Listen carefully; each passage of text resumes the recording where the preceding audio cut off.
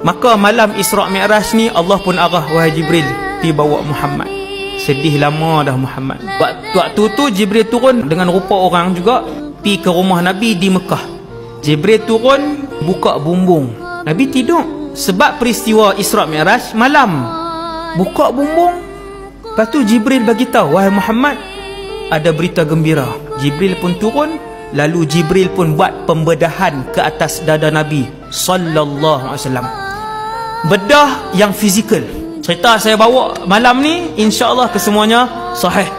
Maka malaikat Jibril belah dada Nabi, bersihkan dengan Zam-Zam, kembalikan. Nabi tengok tuan-tuan, dalam keadaan Nabi sedar. Duk belah ni Nabi tengok. Nabi tak rasa, belah, kembalikan, jek balik. Habis Nabi pun bangun.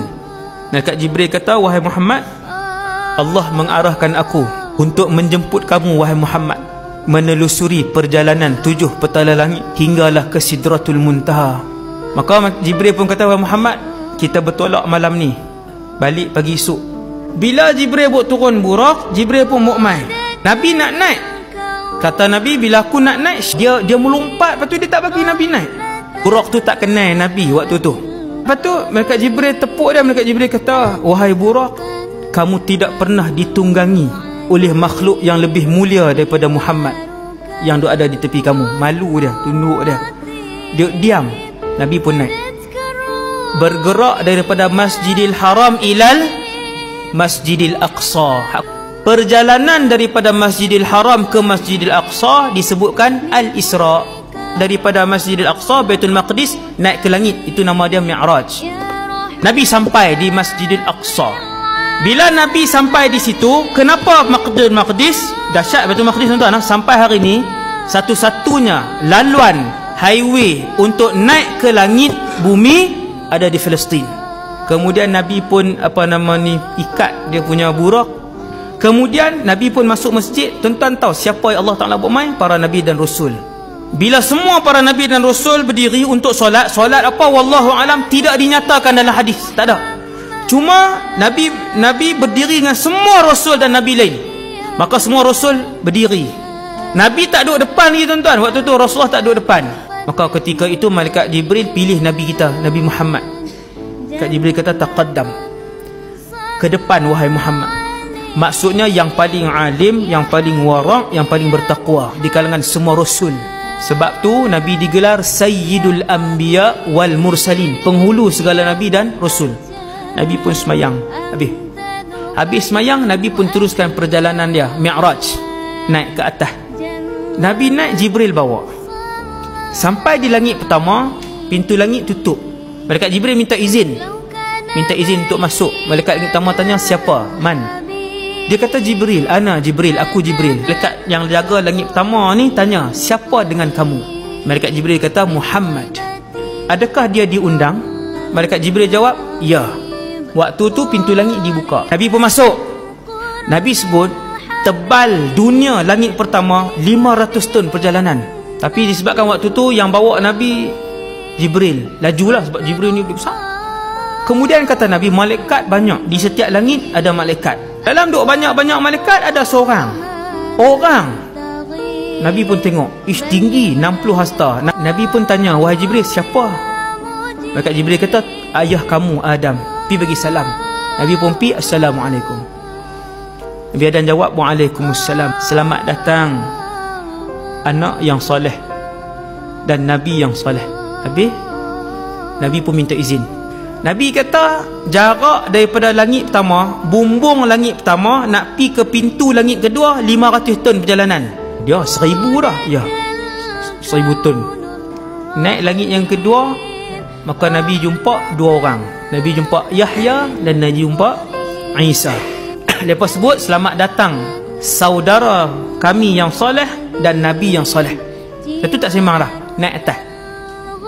Macam itulah semua jarak daripada bumbung langit kedua nak pi ke pintu langit ketiga 500 tahun. Lepas tu langit ketiga tu pula 500 tahun. Tuan-tuan kali lah tengok, 3,500 campur 3,500, 7,000 ton perjalanan. Sampai langit ketiga, Nabi pun masuk, jumpa Nabi Yusuf. Perbualan dia pendek, bagi salam, selamat datang. Lepas tu Nabi pun pi. Jibril kata, jom, perjalanan masih jauh. Habis langit ketiga, Nabi pun naik langit keempat. Sama, cerita dia sama. Minta izin apa semua, naik jumpa Nabi Idris. Lepas tu pergi ke langit kelima, jumpa Nabi Harun. Sampai langit keenam, jumpa Nabi Musa alaihi salam. Bila Nabi nak pergi tu, dia menangis. Dia tunduk, dia menangis. Nabi tanya, kenapa Musa menangis? Malaikat Jibril jawab, Musa menangis kerana melihat umat kamu lebih ramai daripada umat dia yang masuk syurga. Lepas tu Nabi Muhammad pun pergi naik. Nabi pun tengok di langit ketujuh ada bangunan. Indah bangunan tu. Nama bangunan tu Baitul Ma'mur. Baitul Ma'mur ni Kaabah malaikat. Nabi kata ada malaikat Allah Ta'ala cipta dia daripada hari pertama rokok sampai bila-bila. Nabi kata aku tengok para malaikat, ada yang sujud daripada hari pertama Allah Ta'ala cipta sampai bila-bila. Dan aku melihat para malaikat yang solat, mereka berada dalam satu saf yang lurus. Dalam duk ramai malaikat, tiba-tiba ada satu orang manusia relax je, dia duk sandak kat Baitul Ma'mur.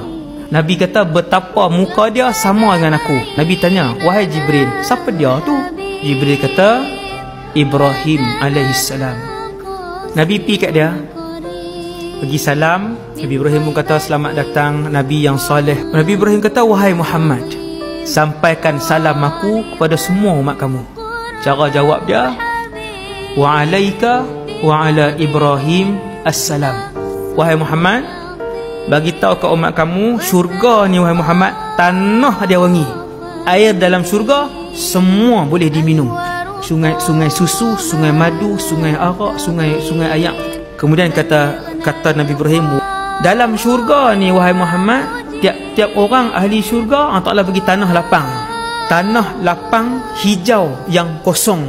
Dan wahai Muhammad, pohon-pohon dia ialah subhanallah walhamdulillah wala ilaha illallah wallahu akbar. Zikir ni besar tuan-tuan.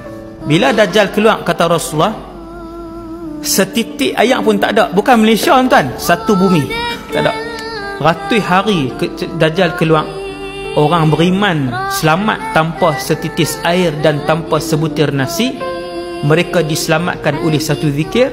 Nama zikir tu subhanallah walhamdulillah wala ilaha illallah wallahu akbar. Zikir yang sama. Sebab zikir ni tuan-tuan, orang munafik takkan berzikir banyak. Cara nak kenal diri kita Allah selamat daripada munafik ataupun tidak, Allah sebut dalam Quran, munafik takkan boleh berzikir banyak. Dan kemudian Nabi pun naik meneruskan perjalanan. Panjang lagi lah kisah dia.